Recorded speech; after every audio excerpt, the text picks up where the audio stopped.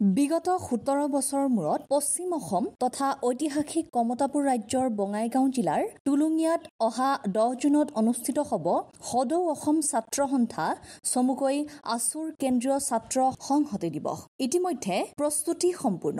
সমগ্ৰ টুলুঙিয়া জিলা আৰু পশ্চিম অসমত উৎসাহ উদ্দীপনা বৃদ্ধি।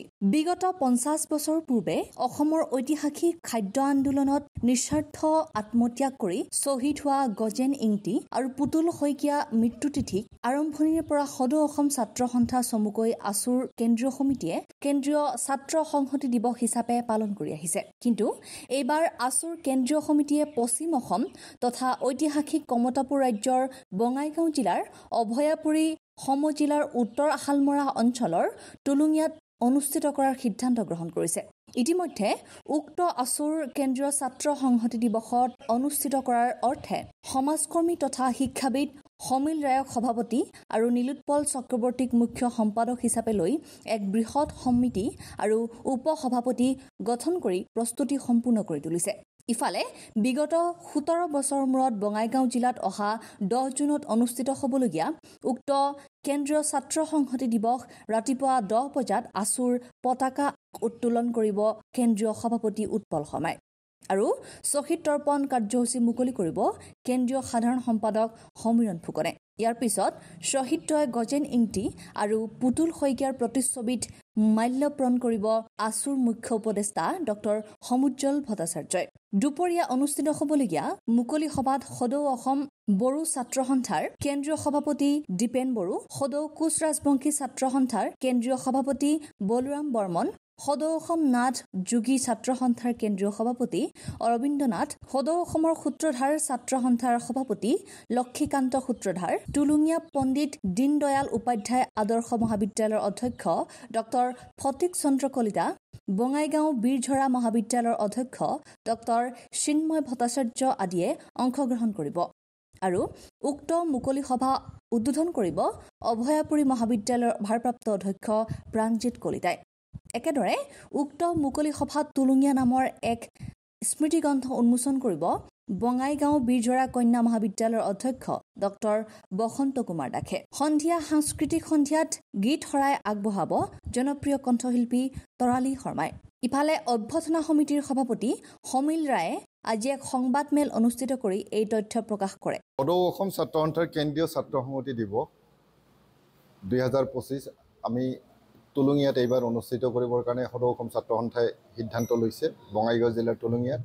আৰু ইয়াক লৈ আমি আচলতে বৰ এক প্ৰকাৰ উদ্গ্ৰীৱ হৈ আছোঁ যে অনুষ্ঠানটি কেনেধৰণে আমি সম্পাদন কৰিব পাৰোঁ।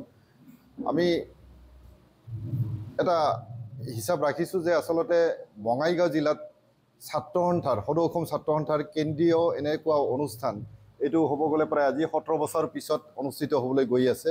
আৰু এই 17 বছৰ পিছত আমি বঙাইগাঁও জিলাত কেন্দ্ৰীয় ছাত্ৰ সন্থাৰ নেতৃবৃন্দৰ লগতে বিভিন্ন জিলাৰ পৰা অহা যিখিনি ছাত্ৰ নেতা, এই ছাত্ৰ নেতাসকলক আমি আদৰিবলৈ পাম, আদৰাৰ এটা সুযোগ পাম আৰু তেওঁলোকক আমি আদৰণি জনাবলৈ পাই আমি নথৈ আনন্দিত হৈছোঁ। আৰু এই অনুষ্ঠানটি সুকলমে সম্পাদন কৰাৰ কাৰণে আমাৰ এই অঞ্চলত যিখিনি ছাত্ৰ ছাত্ৰী ৰাইজ, এটত অঞ্চলৰ যিখিনি প্ৰাক্তন ছাত্ৰকৰ্মী, এই সকলোৰে আমি সুন্দৰ সহযোগিতা আমি দেখিবলৈ পাইছোঁ। যিখিনি আমি দায়িত্ব ইতিমধ্যে আমাৰ কৰ্মীসকলক বা ছাত্ৰ নেতা বা প্ৰাক্তন ছাত্ৰ নেতাসকলক আমি দিছোঁ, এওঁলোকে সুন্দৰভাৱে এইখিনিত সহযোগিতা আগবঢ়াইছে। আশা কৰিম আমি সেইদিনাখনৰ অৰ্থাৎ 10 তাৰিখৰ যিখিনি আমাৰ ছাত্ৰ সংহতি দিৱস এইটো সুকলমে পাৰ হ'ব। আমি এই কাৰ্যসূচীটো বিভিন্ন জনজাতীয় কিছুমান ছাত্ৰ সংগঠন, তেওঁলোকৰ ছাত্ৰ সংগঠনৰ আমাৰ সভাপতি সম্পাদক তেওঁলোককো নিমন্ত্ৰণ কৰা হৈছে। আশা কৰিছোঁ সেইদিনাখনত যিখিনি আমাৰ মুকলি সভা হ'ব, এই মুকলি সভাত তেওঁলোক উপস্থিত থাকিব আৰু তেওঁলোক উপস্থিত থাকি আমাৰ এই ছাত্ৰ সংহতি দিৱসটো সফলমণ্ডিত কৰিব। ইতিমধ্যে আমি প্ৰগ্ৰাম এখন যুগুতাই ওলাইছোঁ। সেইদিনাখন আমাৰ 10টা বজাত পতাকা উত্তোলন হ'ব আৰু পতাকা উত্তোলন কৰিব সদৌ অসম ছাত্ৰ সন্থাৰ সভাপতি মাননীয় উৎপল শৰ্মা ডাঙৰীয়াই। আৰু ইয়াৰ পিছতে 10টা 15 বজাত শ্বহীদ তৰ্পণ কাৰ্যসূচীটো সদৌ অসম ছাত্ৰ সন্থাৰ সাধাৰণ সম্পাদক সমীৰণ ফুকন ডাঙৰীয়াই সম্পাদন কৰিব।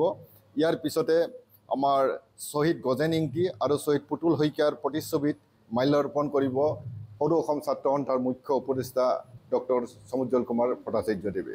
এনেদৰে আমাৰ কাৰ্যসূচীখিনি সম্পাদন হোৱাৰ পিছত আমাৰ মুকলি সভাৰ কামখিনি আৰম্ভ হ'ব আৰু এই মুকলি সভাত আমাৰ এই জনজাতীয় কিছুমান সংগঠনৰ নেতৃবৃন্দক ইয়াত নিমন্ত্ৰণ জনোৱাৰ উপৰিও মুকলি সভাতে আমাৰ স্মৃতি গ্ৰন্থ এখন যুগুতাই ওলোৱা হৈছে।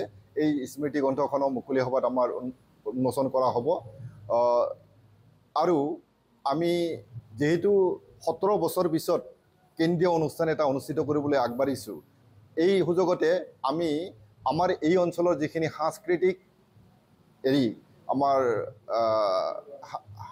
আমাৰ যিখিনি উপাদান আছে, এই উপাদানখিনি আমি প্ৰতিফলিত কৰিবৰ কাৰণে চেষ্টা কৰিম।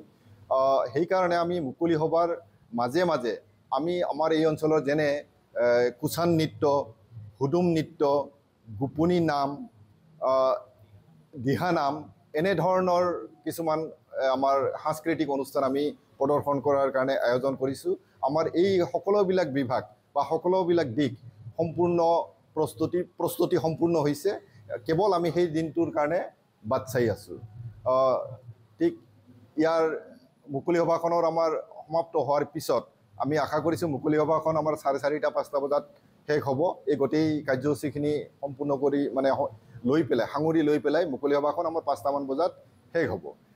ইয়াৰ পিছতে আমি সন্ধিয়া আমাৰ বন্তি প্ৰজ্বলন থাকিব। বন্তি প্ৰজ্বলনৰ পিছত এটা সাংস্কৃতিক সন্ধিয়াৰ কাৰ্যসূচী ৰখা হৈছে। তাত আমাৰ অসমৰ আন এগৰাকী স্বনামধন্য শিল্পী তৰালী শৰ্মা ডাঙৰীয়াই অংশগ্ৰহণ কৰিব। আমি আশা ৰাখিম তৰালী শৰ্মাৰ সাংস্কৃতিক সন্ধিয়ালৈকে, ৰাতিপুৱাৰ পৰা সন্ধিয়ালৈকে এই গোটেই কাৰ্যখিনি সুকলমে পৰিচালিত হ'ব। যিমান দূৰ যোগাযোগ কৰিবলগীয়া, যেনে প্ৰশাসনৰ লগত যিখিনি প্ৰশাসনক জনাবলগীয়া আমাৰ স্বাস্থ্য সম্পৰ্কীয় যিখিনি আমাৰ ব্যৱস্থাপনা, এই সকলো ব্যৱস্থাপনাখিনি আমি ইতিমধ্যে ঠিক কৰিছোঁ। খাদ্যকে আদি কৰি গোটেইখিনি আমাৰ ঠিক হৈছে। কেৱল আমি ৰাইজৰ সহযোগিতা এতিয়া বিচাৰিম। ৰাইজে আমি যেনেধৰণে আয়োজন কৰিছোঁ, যিখিনি আমাৰ আশা, কিমান আমাৰ মানুহ হ'ব, এই আশাখিনি আমি এতিয়া বিচাৰিম। আৰু সেইকাৰণে আমাৰ এই অঞ্চলৰ যদি ৰাইজ বা ছাত্ৰ ছাত্ৰীসকল সেইদিনাখন আমাৰ এই অনুষ্ঠানত উপস্থিত হ'লে আমি নথৈ আনন্দিত হ'ম, সুখী হ'ম। আৰু আমি আশা ৰাখিম আমাৰ সংবাদকৰ্মীসকলেও যাতে আমাক এই ক্ষেত্ৰত সহায় সহযোগিতা আগবঢ়ায়। এনেধৰণে যদি আপোনালোকৰ পৰা বা ৰাইজৰ পৰা সঁহাৰিখিনি আমি পাওঁ, তেনেহ'লে আমি ভাবিম আমাৰ এই অনুষ্ঠানটি সফল হৈছে বুলি আমি ভাবি ল'ম। এইখিনিতে আমি আৰু এটা আমি সদৌ অসম ছাত্ৰ সন্থা ধন্যবাদ জনাম যে 17 বছৰ পিছত কমচে কম আমাক বঙাইগাঁও জিলাক এটা সুযোগ দিলে।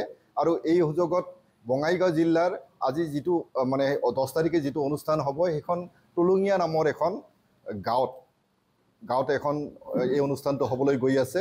কিন্তু আমি গাঁও তথা এই অঞ্চলৰ ৰাইজৰ ভাল এটা সহযোগ পাইছোঁ।